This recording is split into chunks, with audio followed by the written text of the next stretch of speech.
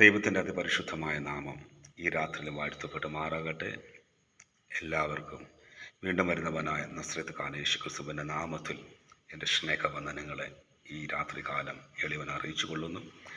എല്ലാവരെയും ധാരാളമായി സർവശക്തനായ ദൈവം അനുഗ്രഹിക്കട്ടെ, ആശീർവദിക്കട്ടെ എന്ന് ആത്മാർത്ഥമായി സർവശക്തനായ ദൈവത്തോട് പ്രാർത്ഥിക്കുന്നു.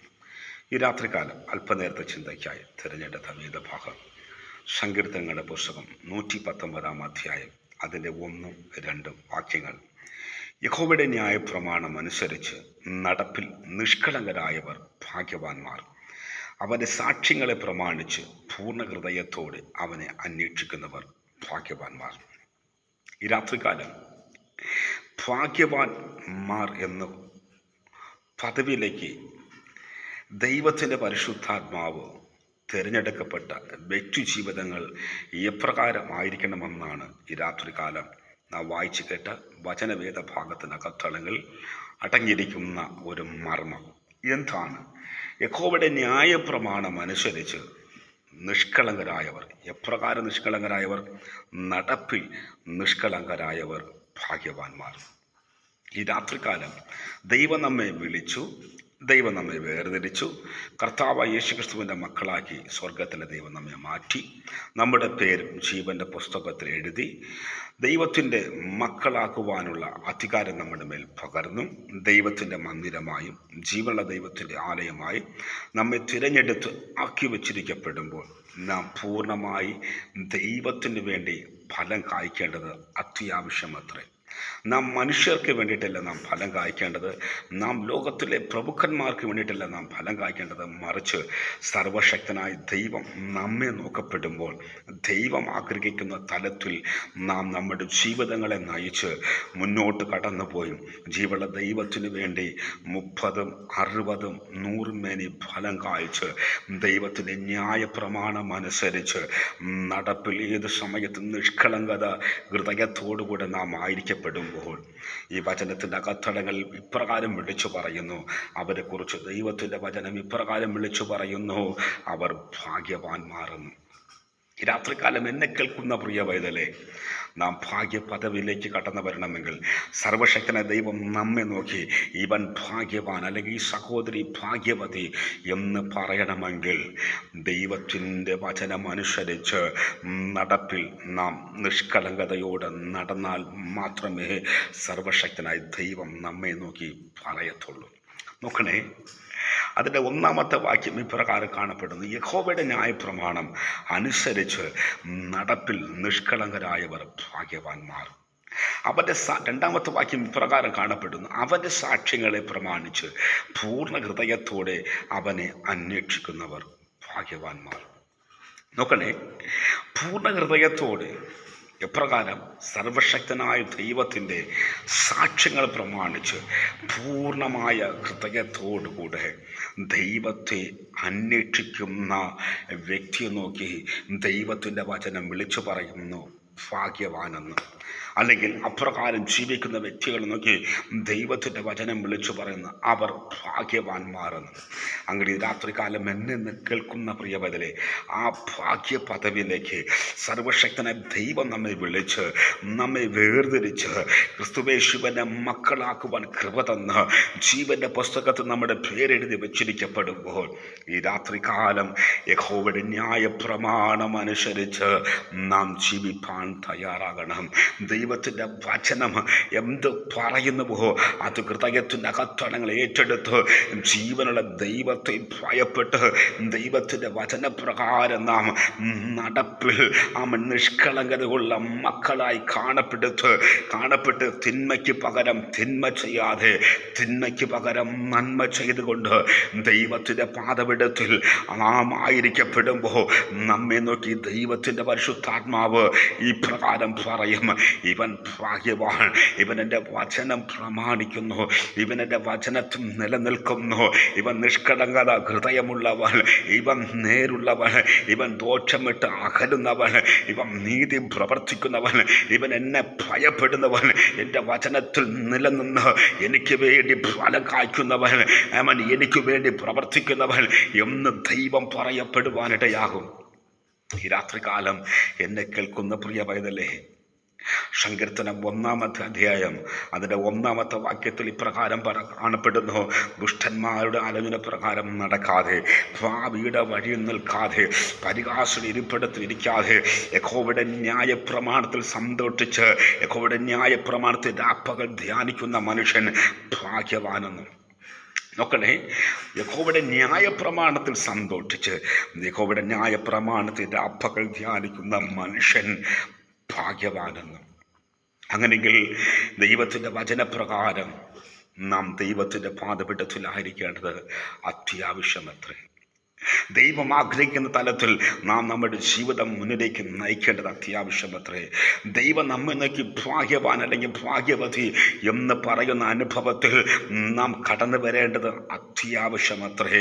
ഈ രാത്രികാലം ഈ ഭാഗ്യ പദവിയിലേക്ക് നമ്മെ വിളിച്ച്, നമ്മെ വേർതിരിച്ച്, ദൈവം നമ്മെ മാനിച്ച്, നമ്മെ അനുഗ്രഹിച്ച് വച്ചിരിക്കപ്പെടുമ്പോൾ ദൈവത്തിൻ്റെ വചനപ്രകാരം ജീവിക്കാതെ, ദൈവത്തിൻ്റെ ഹിതം അറിഞ്ഞ് പ്രവർത്തിക്കാതെ, ദൈവത്തിൻ്റെ വചനത്തിൽ നാം നിലനിൽക്കാതെ, നാം ദൈവത്തിൻ്റെ മക്കളായി തീർന്ന അന്ന് മുതൽ ദൈവത്തിൻ്റെ ഹിതപ്രകാരം നാം ജീവിക്കാതെ നമ്മളെ ഇഷ്ടത്തിന് നമ്മുടെ ജീവിതം മുന്നോട്ട് നയിക്കപ്പെട്ടാൽ ദൈവത്തിൻ്റെ വചനപ്രകാരം നാം ഭാഗ്യവാനെന്നുള്ള പദവിയിലേക്കല്ല നാം കാണപ്പെടുന്നത്.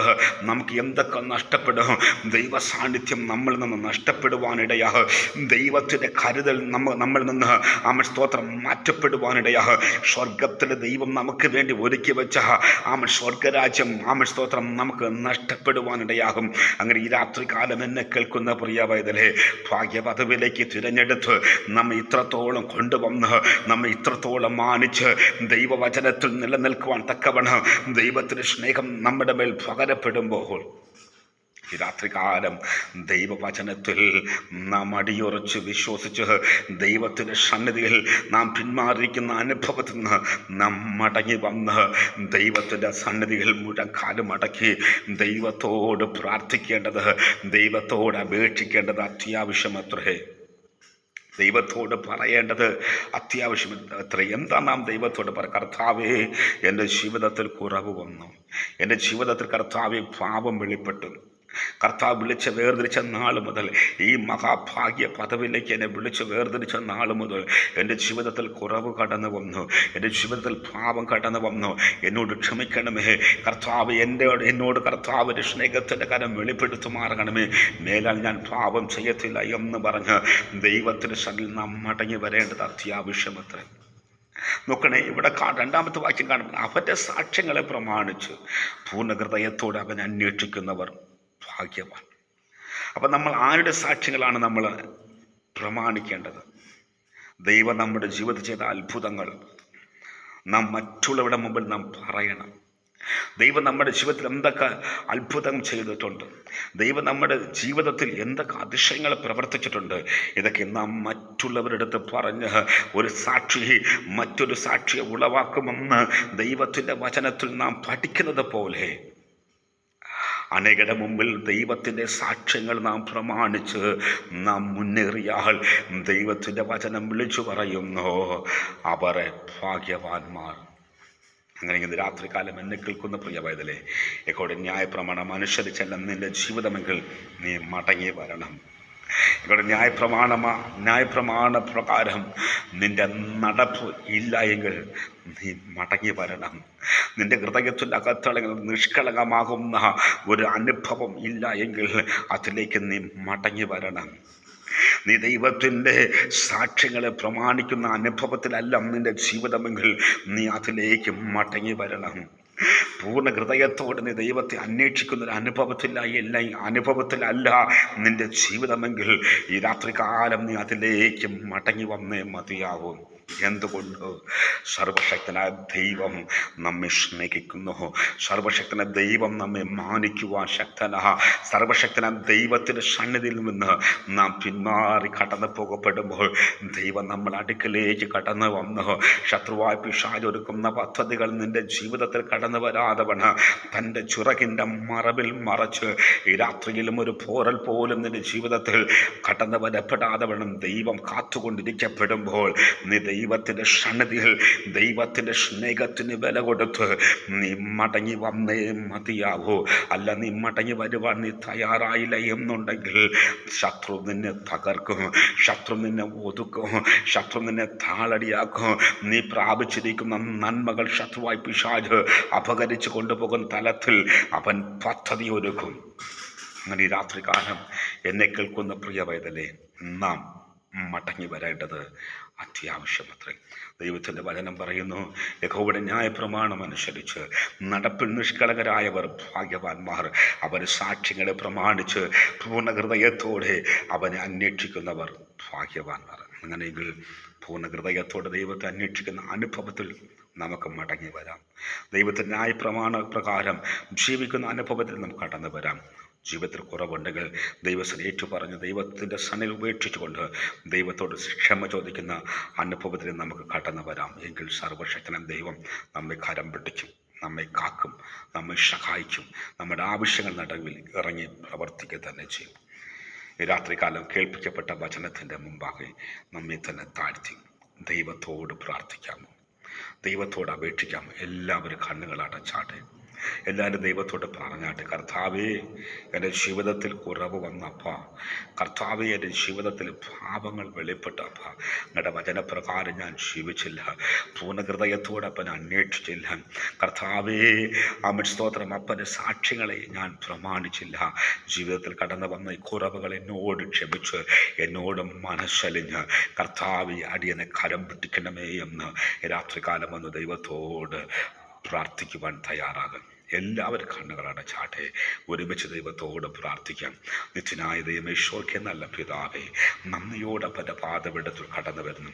ഈ രാത്രി കാലം കേൾപ്പിക്കപ്പെട്ട വചനപ്രകാരം ഞങ്ങളെ തന്നെ ദൈവത്തിൻ്റെ സന്നിധിയിൽ താഴ്ത്തി സമർപ്പിച്ചു ഞങ്ങളുടെ ജീവിതത്തിൽ കടന്ന കുറവുകളൊക്കെ ഏറ്റുപറഞ്ഞ് ഈ രാത്രികാലം ഉപേക്ഷിക്കുന്നു. കർത്താവേ, ഞങ്ങളുടെ സ്നേഹത്തിൻ്റെ കരം വെളിപ്പെടുത്തും.